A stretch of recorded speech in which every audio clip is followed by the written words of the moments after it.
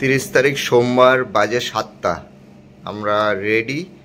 আমাদের পুজোর টাইমিং 12:30, কিন্তু কালকে ওখানে কথা বললাম যে একটু আগে করা যাবে, বলছে হ্যাঁ অসুবিধা নেই, চলে আসবেন। তো রেডি, চলো। এই আমাদের ঘরের অবস্থা, এসে গোছাতে হবে, সব লন্ড ভন্ড। আমাদের সুলভ দর্শনের টিকিট করা আছে অনলাইনে, 250 টাকা করে নিয়েছে। এই যে সেটা নিয়ে আমাদের ফার্স্টে যেতে হবে ওই ইনফরমেশন সেন্টার বলে যেটা আছে, দেখাবো আপনাদেরকে। ওখানে ফার্স্টে যাবেন, ওখানে আপনাদের জন্য লকার থাকবে। সেই লকারে আপনারা জিনিসপত্র রেখে, এবার ওখানে ব্রাহ্মণ দিতেও পারে, নাও দিতে পারে। যদি ব্রাহ্মণ অ্যাভেলেবেল থাকে তাহলে একটা ব্রাহ্মণ দিয়ে দেবে, আর যদি ব্রাহ্মণ অ্যাভেলেবেল না থাকে তাহলে এই কাগজ নিয়ে আপনাদেরকে সোজা চলে যেতে হবে 4 নম্বর গেট। সেই 4 নম্বর গেট থেকে আপনাদের এন্ট্রি দিয়ে দেওয়া হবে।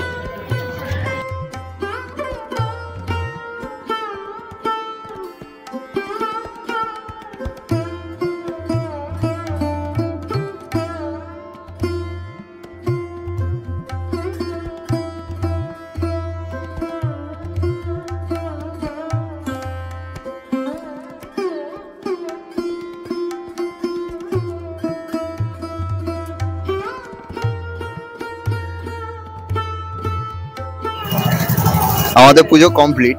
তো একটু নিয়মের চেঞ্জ হয়েছে। প্রথমত আপনি 7টায় কাটেন, 8টায় কাটেন, আর 12:30। আমাদের লাইনিং টাইম ছিল 12:30-এ, কিন্তু আমরা সকালবেলা এসেই 7টা নাগাদ এসে পর্চিটা দেখালাম, দেখে ঢুকিয়ে গেলাম। কোথা থেকে ঢুকতে হবে সেটা দেখাচ্ছি। এখন আমরা আছি এই Shri Kashi Biswanath temple tourist helpline centre. তো এখানে এসে আপনি আপনার লকারটা নিতে পারবেন। সেই লকারে আপনি জুতো রাখতে দিচ্ছে না, কিন্তু আমরা জুতো রেখে দিয়েছি, তাই তো? জুতো রাখতে দিচ্ছে না, আমরা জুতো রেখে দিয়েছি। ব্যাগ রাখতে পারবেন, ব্যাগটাগ রেখে আপনারা যাবেন, কিন্তু ওই সামলে।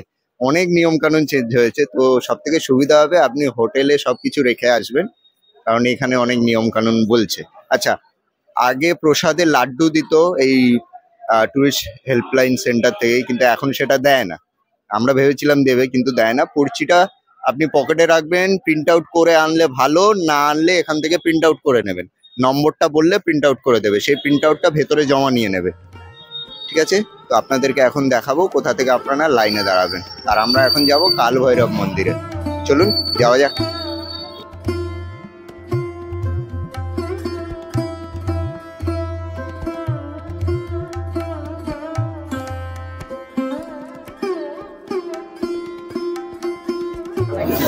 সুলভ দর্শনের লাইন এই জায়গা দিয়ে, ওই যে মেন গেট, 4 নম্বর গেট, এইখান দিয়ে আপনাদের সুলভ দর্শনের লাইন।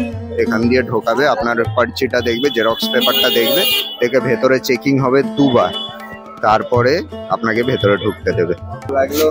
পুজো দিয়ে তো খুব ভালোই লেগেছে, ভালোই সিস্টেম, ঠিকঠাক। ভিড়টা যথেষ্ট ভিড়, প্রচন্ড ভিড়। টিকিট কেটে সুবিধা কি, এত ভিড়ের মধ্যে ঘন্টা 4-5 তো দাঁড়াতে হবে না। টিকিট কেটে আসলে সুবিধা, এখান থেকে ঢুকে ভেতরে গিয়ে তো ঠাকুর দেখতে গেলে তো একটু লাইন দিতেই হবে। ওইটুখানি লাইন দেওয়াই যায়, 1 ঘন্টা মতো লাইনে দাঁড়ানোই যায়, ওইটুখানি ঠিক আছে। আর বাদ বাকিটাই খুবই ভালো। এবার যাচ্ছি আমরা কাল ভৈরব মন্দির, তো চলো।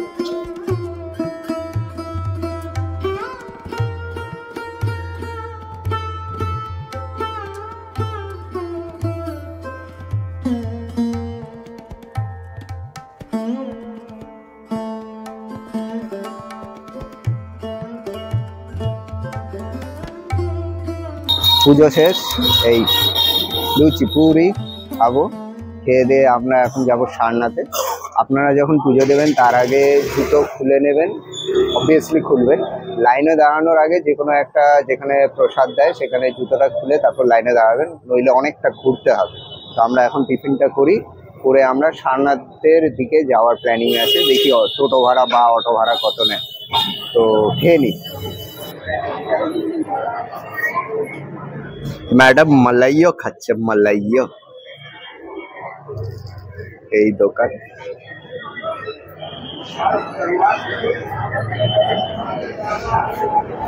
अंकल जी छोटा कितना? अंकल जी छोटा कितना दाम? 25 रुपया। আর ওই লুচি পুরি দুটো নিলাম 30 টাকা। লুচি পুরিটা হয় ওই ওই লুচি লুচি লুচি ও পুরি পুরি কিছু একটা হবে।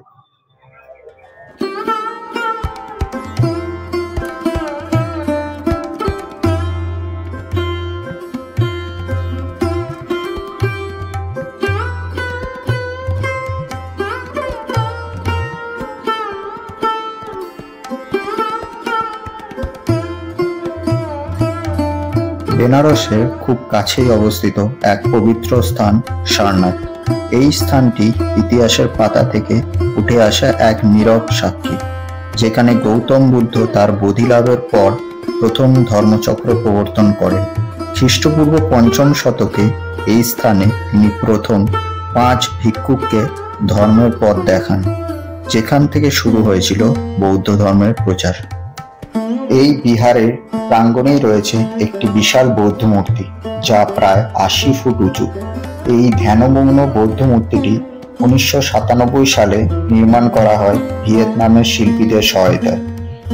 আমরা একটা বৌদ্ধ মন্দির দেখলাম। বৌদ্ধ মন্দির দেখার পরে আমরা একটা স্তূপের দিকে যাচ্ছি। ওখানে একজন গাইডও নিলাম, 100 টাকা করে গাইড নিল, মন্দিরটা সম্পর্কে বলল আর বৌদ্ধ ধর্ম সম্পর্কে বলল কি কি ব্যাপার। আর আমাদের ফটোগ্রাফারও দরকার ছিল, তো উনি আমাদের ভালো ভালো কিছু ফটো তুলে দিয়েছে, আপনারাও নিতে পারেন। আর অটোওয়ালা 500 টাকা করে বলেছে, 500 টাকা করে মানে কি 500 টাকা টোটাল, আপ ডাউন 500 টাকা। তো উনি রেখে দিয়েছে অটো, আমরা এসে তারপর ওনাকে পেমেন্ট করব। ফার্স্টে পেমেন্ট করার কোনো দরকার নেই। আর অটোওয়ালার নম্বরটা আপনারা মনে করে নেবেন, কারণ উনি কোথাও চলে যাবে, ফোন করে ওনাকে ডাকতে পারবেন। তো চলুন বৌদ্ধ স্তূপটা দেখা যাক। বৌদ্ধ স্তূপ।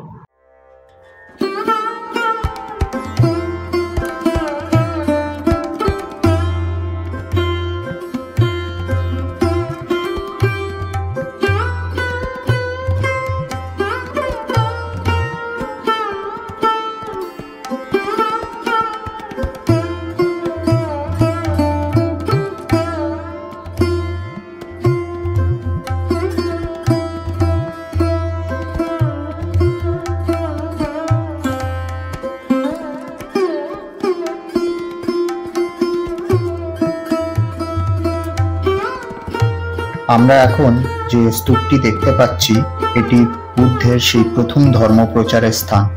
সম্রাট অশোক এই স্তূপটি নির্মাণ করেন খ্রিস্টপূর্ব 3য় শতকে।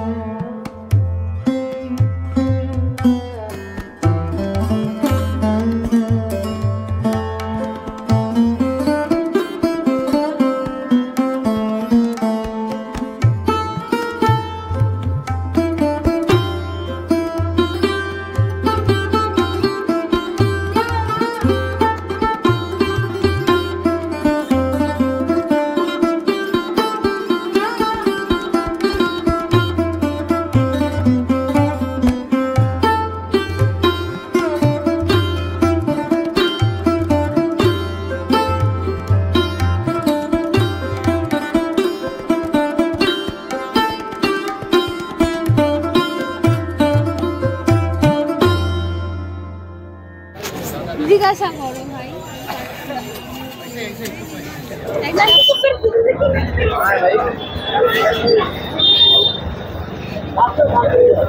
कैसा कैसा হ্যাঁ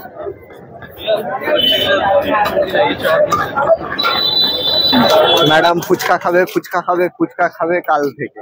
তো ফুচকা খেয়ে কেমন লাগলো? এখানকার ফুচকা কলকাতার মতো না, 10 টাকায় 4টে, খেয়ে টেস্ট করে দেখ। ভালো না? চলবে ভালো না। আমাদের লোকেদের জন্য ঠিক আছে, আমাদের কলকাতার যে মশলা আর ঘুগনি মেরে একটা কেমন ঘুগনি দিয়ে টকটা একটু গুলে দিয়ে দিল, পোষালো না ভালো। একদমই না, ও বাড়ি গিয়েই ফুচকা খেতে হবে। এবার আমরা করব বোট রাইডিং, দেখা যাক দরদাম হেভি জোর করতে হবে।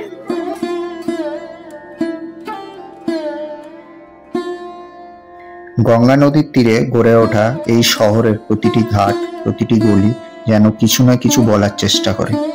100 টাকা করে একটি নৌকা নিয়ে গঙ্গা ঘুরলাম। নৌকার উপর বসে যখন একের পর এক ঘাট পিছনে ফেলে যাচ্ছিল, মনে হচ্ছিল আমরা যেন ইতিহাসের স্রোতের সঙ্গে ভাসছি। দশাসমেত ঘাট, রাজেন্দ্র প্রসাদ ঘাট, হরিশ্চন্দ্র ঘাট, প্রতিটি ঘাটেই মানুষের আনাগোনা, ধোয়া জামা কাপড়, পুজোর ফুল, ধূপ, চিত্রকলার মতো জীবন।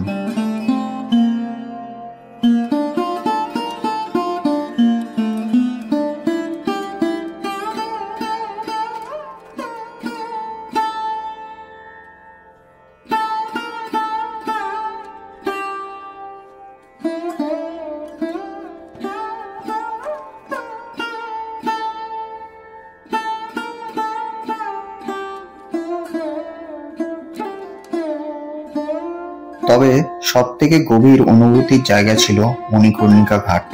এটি বেনারসের প্রধান শ্মশান ঘাট। এখানে দিনভর চিতা জ্বলে, বিরামহীন। এই ঘাটে দাঁড়িয়ে সময় থেমে যায়, শব্দ থেমে যায়, কেবল ধোঁয়া ও আগুন আর জীবনের চরম সত্য। হিন্দু বিশ্বাস মতে এখানে দেহদাহ করা হলেই মোক্ষ, অর্থাৎ পুনর্জন্মর বন্ধন থেকে মুক্তি। কেমন লেগেছে ম্যাডাম? ভালোই লেগেছে ঘুরে, আর একটু আস্তে আস্তে ঘোরালে আর একটু ভালো করে দেখা যেত, বাট ঠিক আছে, যেটুখানি ঘুরিয়েছে তার জন্য ফাঁকায় ফাঁকায় বেশ ভালোই দেখলাম, ভালো ছবি তুলেছি, ঠিক আছে। আর পার হেড 100 টাকা করে। ঠান্ডা কেমন লাগলো? ঠান্ডাটা বেশ পড়েছে, ভীষণ ম্যাডাম জ্যাকেট খুলছে না, এটা চলবে মানালি অবধি। হ্যাঁ, তাহলে রুমে যাওয়া যাক। শেষমেশ বরের সোয়েটার,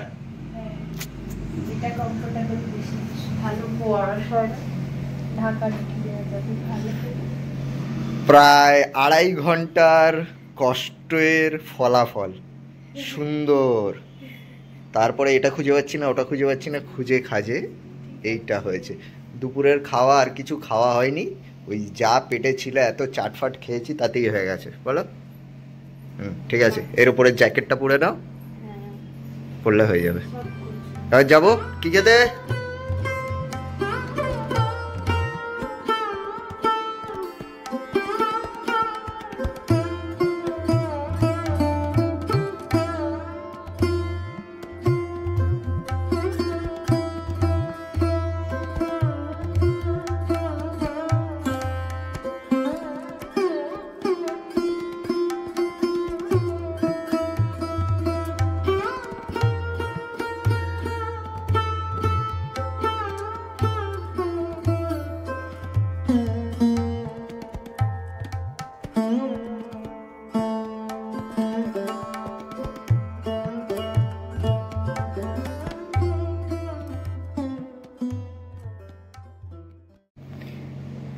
রেডি?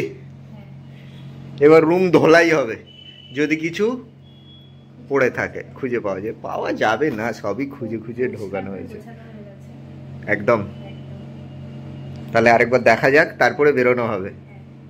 আমাদের ট্রেন রাজধানী এক্সপ্রেস, 1টা বাজতে 5 মিনিট আগে। নম্বর ভুলে গেছি, পরে বলে দেবো। তাহলে চলুন যাওয়া যাক। যাওয়া যাক। কটা বাজে? 9:30। হ্যাঁ, 9:30 রাস্তা থেকে বেরোতে হবে, নাহলে চাপ আছে, টেনশন। হ্যাঁ। এই ভ্রমণ শুধু একটি যাত্রা নয়, এটা ছিল আত্মা ছুঁয়ে যাওয়ার মতো একটি অভিজ্ঞতা।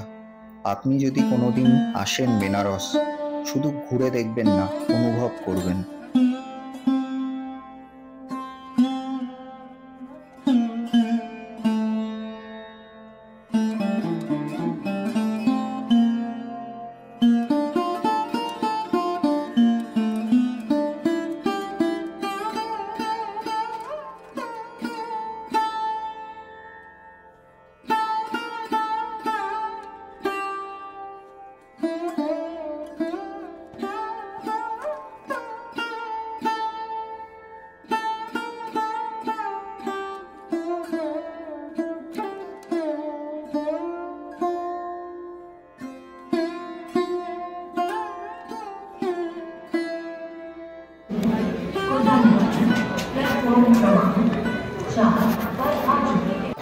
রাতে ভাত না খেয়ে আমরা খালি মুখ চালাচ্ছি,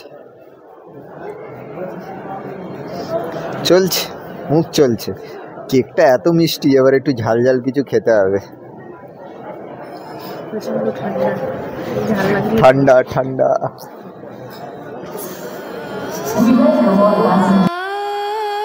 বেনারস এমন একটি জায়গা যেখানে জীবন ও মৃত্যু পাশাপাশি চলে।